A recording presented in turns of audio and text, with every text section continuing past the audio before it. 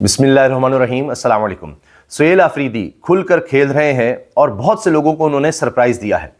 ابھی انہوں نے ایک انوکھا کام یہ کیا کہ سینئر صحافی خیبر پختونخوا کے سینئر صحافیوں سے الگ الگ ملاقات کی ہے اور ان میں وہ لوگ شامل ہیں جو بڑی شدید تنقید کرتے ہیں ان پر.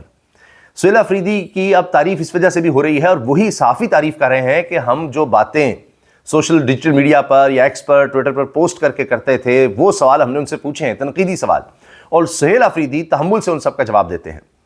اچھا، اب سہیل آفریدی کے بارے میں اور انکشاف بھی ہو رہے ہیں جن میں یہ خبریں بھی ہیں کہ وہ تو علی بن گنڈا پور سے بھی زیادہ آگے بڑھ کر چیزوں کو مینج کرنے کی کوشش کر رہے ہیں، اور جس حوالے سے ورکنگ ریلیشن شپ بنانے میں علی بن گنڈا پور کا نام آتا تھا تو سہیل آفریدی اس سے بھی آگے بڑھنے کی طرف جا رہے ہیں. یہ بہت دلچسپ بات ہے.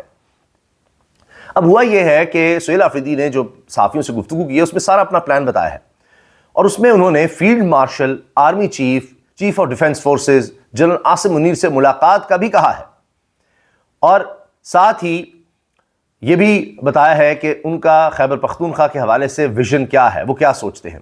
مگر مذاکرات کی بات انہوں نے بھی ساتھ کی ہے کہ جنہوں نے کرنے ہیں وہ کریں، لیکن احتجاج تو ہوگا.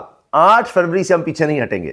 تو دونوں چیزیں وہ ساتھ ساتھ چلا رہے ہیں، اور ابھی ان کے لاہور دورے کی بازگشت تو تھی ہی، ابھی وہ جا رہے ہیں کراچی اور سندھ کے دورے پر. وہاں پیپلز پارٹی کی اب تک کی لیڈرشپ کی جتنی بھی گفتگو ہے وہ یہی ہے کہ جی ان کو ویلکم کیا جائے گا.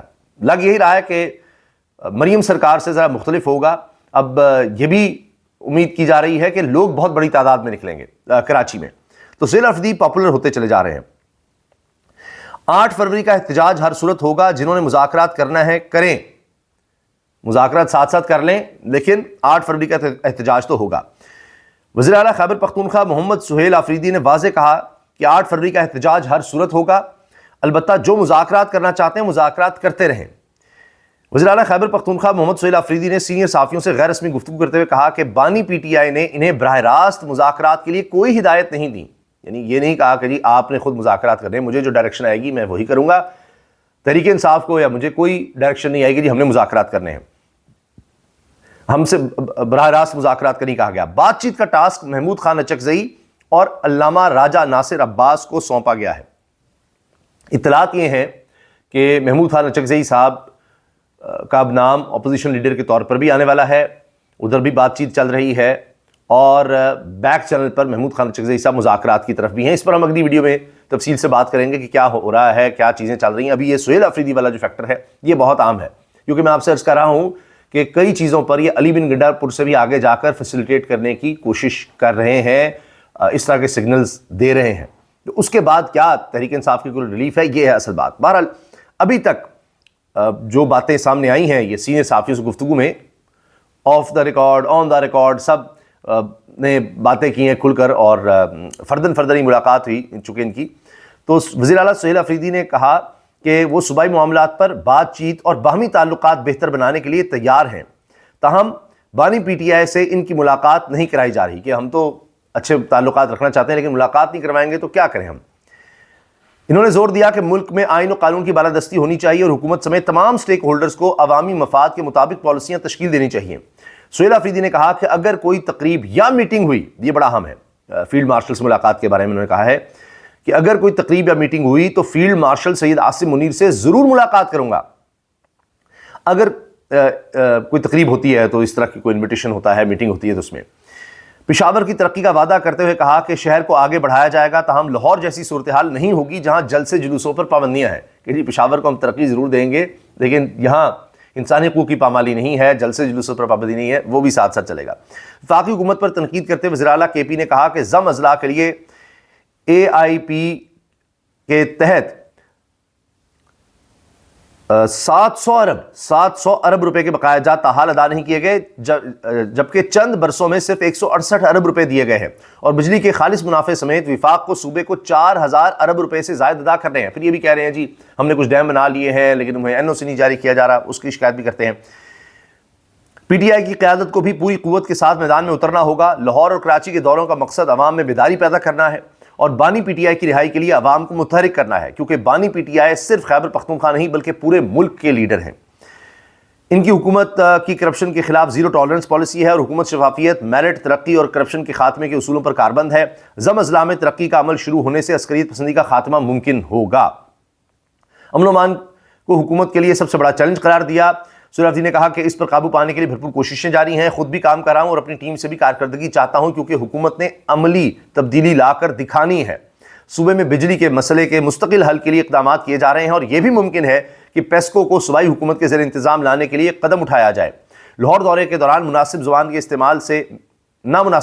استعمال سے متعلق بات کرتے ہوئے وزیر اعلیٰ کے پی نے کہا کہ وہ رد عمل تھا، تاہم اس پر معذرت کر لی گئی ہے۔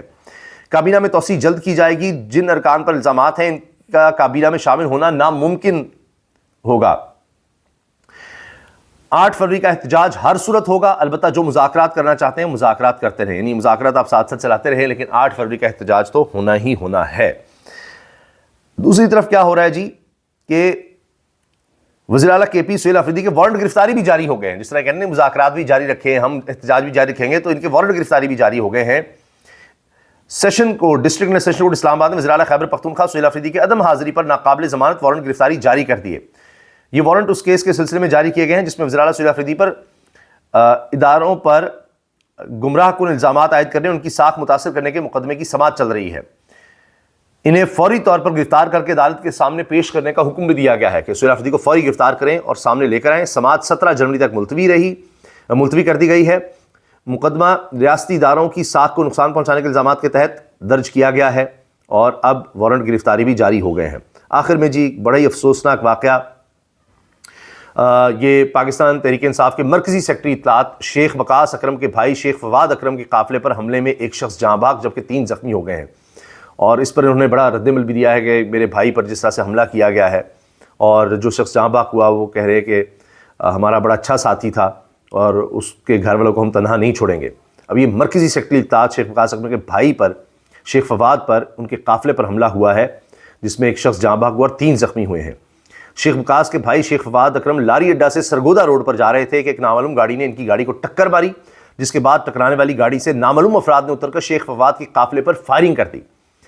فائرنگ کے نتیجے میں شیخ وقاص اکرم کے بھائی شیخ فواد اکرم کے 3 سیکورٹی گارڈ زخمی جبکہ ایک جاں بحق ہو گیا، جبکہ ملزمان فائرنگ کے بعد جائے وقوع سے فرار ہو گئے۔ اطلاع ملتے ہی ریسکیو ٹیمیں اور پولیس کی بھاری نفری جائے وقوع پر پہنچی اور شواہد اکٹھے کیے، جبکہ ریسکیو ٹیموں نے لاش اور زخمیوں کو قریبی اسپتال منتقل کر دیا ہے۔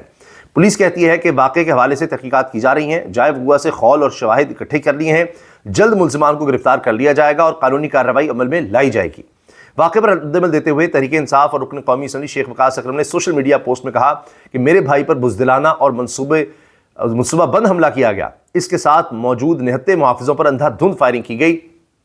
فائرنگ کے نتیجے میں 3 افراد ٹانگوں میں گولیاں لگنے سے زخمی ہوئے، جبکہ میرے پیٹرول پمپ کا ایک غریب اور بے گناہ ملازم سینے میں گولی لگنے سے جاں بحق ہو گیا۔